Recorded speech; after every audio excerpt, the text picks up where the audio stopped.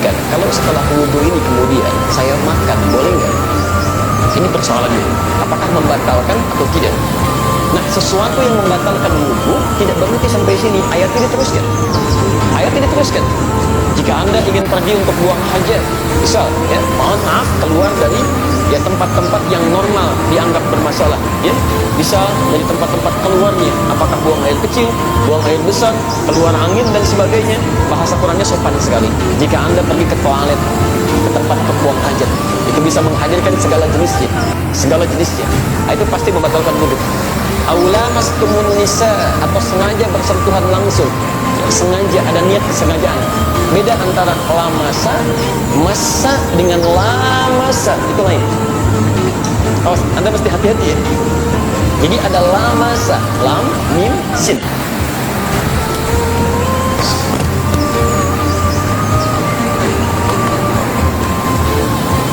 Baik, tolong menyesuaikan sekiranya tidak terlihat. Nanti coba digambarkan saja. Insya Allah saya tidak habis. Pertama ada lamasa, gitu. Lamasa. Okay.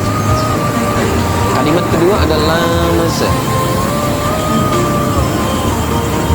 Dan kalimat ketiga ada massa. Massat kumul ba'sa wa dharra. Okay. Ini bisa kita temukan di Qurannya tadi, Quran surah ke-5 ayat yang ke-6.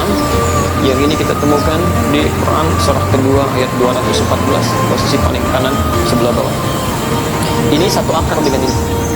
Cuma bedanya, kalau yang ini lamasa itu sentuhan langsung. Ya, bisa kulit dengan kulit, bisa pakaian misalnya dengan pakaian yang lainnya. Ya, umumnya sih kulit dengan kulit, satu sentuhan. Ya, tapi lamasa di sini belum tentu ada unsur kesengajaan. Sentuhan aja bisa. Ya, seperti yang terjadi misal, maaf, dalam tawaf ya.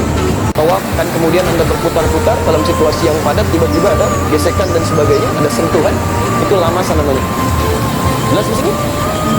Tapi kalau lamasa, ini emang udah niat nyentuh.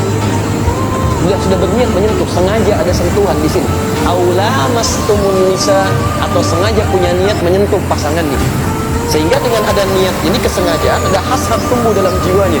Kalau sudah ada hasrat semacam ini, maka itu berpengaruh pada wudunya, batal wudunya. Jelas ya?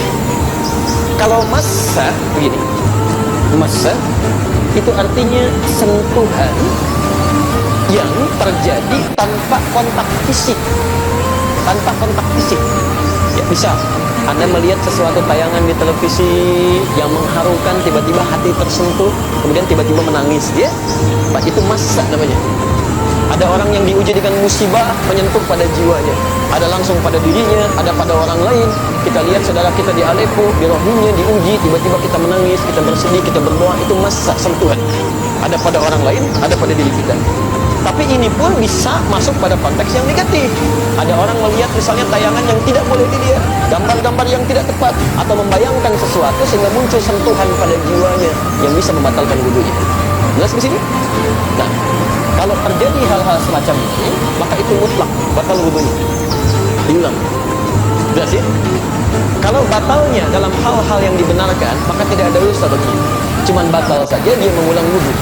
Tapi kalau batalnya diakibatkan oleh maksiat, maka selain batal dia pun berdosa dan dia harus bertobat pada Allah Subhanahu wa taala dari dosanya. Jelas di sini? Baik, hati-hati. Kadang-kadang saya pernah temukan orang-orang iseng. Ya, ada pertemuan misalnya reuni, ada kumpul macam-macam, laki-laki perempuan berwudu ditungguin, ayo sini, ayo sini, ayo sini, gitu kan? Tiba-tiba keluar pegang gitu, itu nggak boleh. Ya, yang dipegangnya nggak batal karena dia nggak berniat. Cuman yang megangnya dia berdosa. Dia berdosa, ya. Nah, teman-teman sekalian, itu yang sifatnya standar. Lalu bagaimana dengan makanan? Kita kembalikan ke keterangan Nabi Sallallahu Alaihi Wasallam. Hadis Muslim nomor hadis 828. Seorang sahabat bertanya pada Rasulullah Sallallahu Alaihi Wasallam, Ya Rasulullah, wahai Rasulullah, apakah makan kambing membatalkan wudu? Apakah makan kambing membatalkan wudu? Kata Nabi, la, tidak. Ketika dia bertanya, Ya Rasulullah, apakah makan unta, ibil membatalkan wudu? Kata Nabi, na'am, falyatawaddah idza akala al-ibil.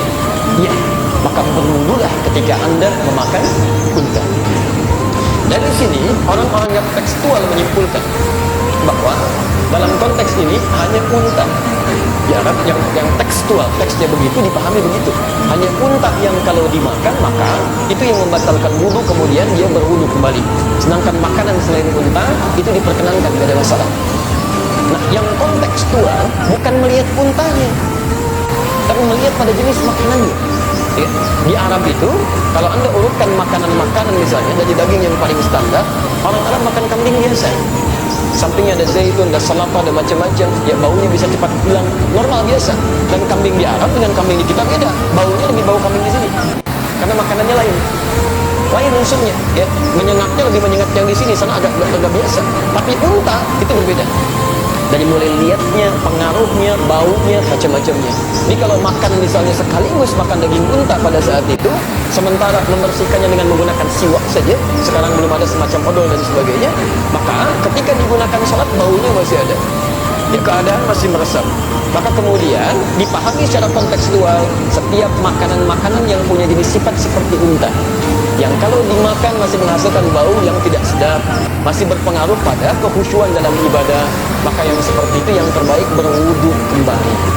Misal jengkol dan saudara-saudaranya, kan? Anda makan jengkol, obatnya pete, makan pete, obatnya jengkol, gitu kan? Tapi sama-sama bau di situ. Ya, jangan dipaksakan bawang, kan? Yang sekiranya menghasilkan bau tidak sedap. Anda saja sudah tidak merasa sedap. Bagaimana Anda menghadap Allah? Anda pribadi merasa tidak sedap, berbicara dengan orang lain merasa tidak nyaman. Masa mau berbicara dengan Allah dalam konteks sholat? Jelas. Allah a'lam bishawab.